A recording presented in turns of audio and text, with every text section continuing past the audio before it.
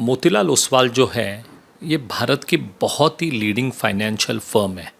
आज उन्होंने एक रिपोर्ट पब्लिश की है which gives you a glimpse in India's financial journey and the economic performance of India.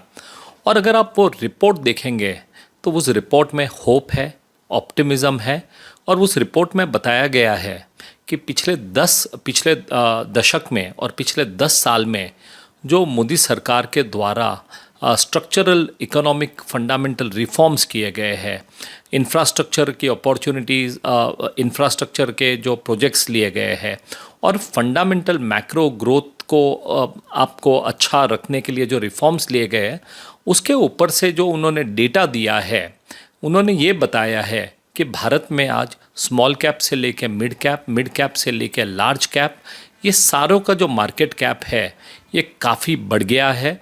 India's economy is on a highway, it is on a growth path और there is no looking back. उनका अगर आप उनकी report देखेंगे और जो उन्होंने projection दिए हैं, तो जो प्रधानमंत्री जी ने लक्ष्य रखा था कि भारत जो है विश्व में पहले 3 इकोनॉमी में भारत होगा, ये जो उन्होंने देश को गारंटी दी है, हम उस लक्ष्य के तरफ बढ़ रहे हैं। और ये डेटा बताता है कि भारत की जो ग्रोथ है वो कोई मोनोपोलिस्टिक ग्रोथ नहीं है, वो कोई ग्रोथ 1 या 2 कंपनी की ग्रोथ नहीं है, बट इस ग्रोथ में हज़ारों कंपनी, चाहे वो छोटी हो, बड़ी हो, मिड कैप हो, उसमें सबका योगदान है और हर सेक्टर में भारत जो है वो प्रगति कर रहा है और भारत के लिए अपॉर्चुनिटी और विनिवेश के अवसर है। उनका मानना है कि जो मैक्रो फंडामेंटल रिफॉर्म्स की जो उन्होंने बात की है, पिछले 10 साल में जो स्ट्रक्चरल रिफॉर्म्स हुए हैं, जैसे आप जीएसटी देखेंगे, जैसे आप बैंक्रप्सी कोड देखेंगे, जैसे आप मैक्रो इकोनॉमी देखेंगे, आपका करंट अकाउंट डेफिसिट देखेंगे, फाइनेंशियल पैरामीटर्स देखेंगे, तो इकोनॉमिक कंडीशन बहुत स्टेबल रही है। और जब ऐसा वातावरण बनता है तब हर कोई विदेशी निवेशक चाहता है कि वो भारत में आए और अपना इन्वेस्टमेंट करे। राहुल गांधी जो है, मुझे नहीं लगता है कि उन्होंने वो आर्टिकल भी ड्राफ्ट किया है या उन्हें उस आर्टिकल में जो किसी ने लिख दिया रहेगा और उन्होंने अपने नाम पे उस आर्टिकल को छाप दिया रहेगा। परंतु अगर आप वास्तविक परिस्थिति देखेंगे और जब आप एक्सपर्ट्स की बात करेंगे, आज मोतीलाल ओसवाल जो है ये कोई राजनीतिक ऑर्गेनाइजेशन नहीं है, ये फाइनेंशियल सर्विसेज आर्म है, ये लिस्टेड कंपनी है और इन्होंने इनका एक इंडिपेंडेंट एनालिसिस दिया है।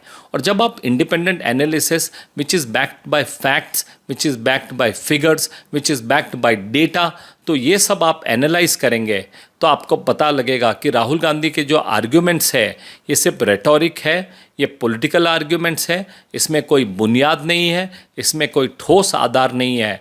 और अगर आप रिपोर्ट्स देखेंगे तो रिपोर्ट में आपको नज़र आएगी कि किस तरह प्रधानमंत्री मोदी जी के नेतृत्व में पिछले 10 साल में जो इकोनॉमिक रिफॉर्म्स हुए हैं उसके जो बेनिफिट्स जो भारत में मिल रहे हैं, भारत के आम नागरिक को मिल रहे हैं, जो आगे फ्यूचर में मिलेंगे, तो ये सारी बात वो रिपोर्ट बताती है। देखो, स्टार्टअप का तो ग्रोथ हो रहा है। आप देखो, सबसे पहले आपने इंफ्रास्ट्रक्चर किया, आपने डिजिटल इंफ्रास्ट्रक्चर क्रिएट किया, आपने यूपीआई तैयार किया, तो उसके उस हिसाब से आपके लॉजिस्टिक्स आ रहे हैं, जब आप स्विगी, जोमेटो, ज़ीरोदा वगैरह, ये सारों कंपनी का अगर आप बेस देखेंगे, बुनियादी ढांचा देखेंगे, तो जो डिजिटल इंफ्रास्ट्रक्चर इस देश में खड़ा हुआ है और जो डिजिटल रिफॉर्म्स हुए हैं, जब ये लोग तो मजाक उड़ाते थे startup India, stand up India, पर आज वही स्टार्टअप इंडिया और वही स्टैंड अप इंडिया और वही डिजिटल रिफॉर्म्स जो हुए हैं, इन्होंने एक ग्रोथ पाथ इन स्टार्टअप्स को बताई है। और स्टार्टअप्स की संख्या में भी इस रिपोर्ट में बताया काफ़ी बढ़ोतरी हो रही है और आने वाले समय में ये काफ़ी एनकरेजमेंट देंगे और काफ़ी युवा जो है आप देखेंगे वो नज़र आएंगे, अपने स्टार्टअप्स खोलेंगे, अपने व्यवसाय चालू करेंगे। और ये बहुत अच्छी बात है कि हर आदमी, हर युवा एक सपना देख सकता है, वो अपना व्यापार खड़ा कर सकता है।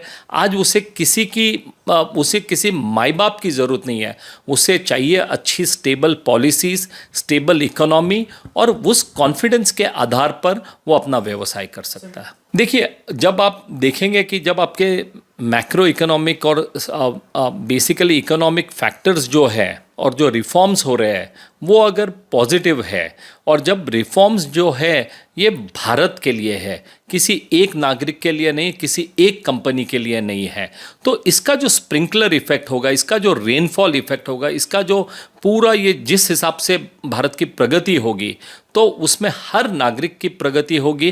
और जब हम विकसित भारत की बात करते हैं तो इसमें हर भारतीय नागरिक का विकास होगा और साथ में देश भी विकसित भारत का लक्ष्य हासिल करेगा। देखिए, उल्मा बोर्ड का जो प्रस्ताव है ये बड़ा दुर्भाग्यपूर्ण है। प्रधानमंत्री जी ने परसों ही कहा था कि अगर हम एक है तो सेफ है। तो ये जो उल्मा बोर्ड का जो प्रस्ताव है ये कहना चाहते हैं कि हमें एक नहीं होना चाहिए, हमें अलग होना चाहिए। और जब महाविकास आघाड़ी इस तरह के एजेंडे को सपोर्ट करते हैं तो ये तो क्लियर है कि महाविकास आघाड़ी राजनीति के लिए देश में विभाजन चाहती है, देश में लोगों को टुकड़ों टुकड़ों और धर्म और जातियों में बांटना चाहती है।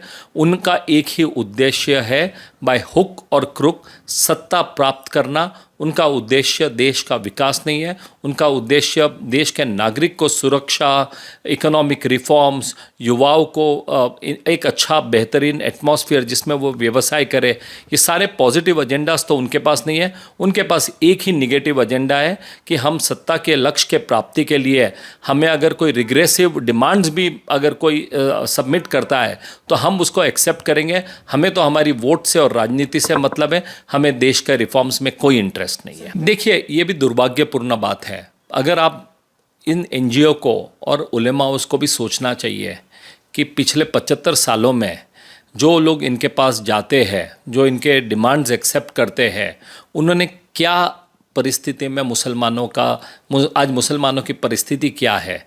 आज उन्हें पंक्चर वाले बनाने पे, पेच का वाले पंक्चर निकालने में, पेच का इसमें उनके पास उनकी हालत बड़ी बुरी है। सिर्फ वो वोट बैंक के तरह उनका यूज़ किया जाता है। और अल्टीमेटली उलेमाओं और एनजीओज़ को भी सोचना पड़ेगा कि उनके हित में क्या है। उनके हित में भारत के प्रोग्रेस में शामिल होना है या इसी तरह और पीछे से पीछे जाना है। मेरा मानना है कि भारत जो है वो आगे चल पड़ा है, ये गाड़ी आगे चल पड़ी है।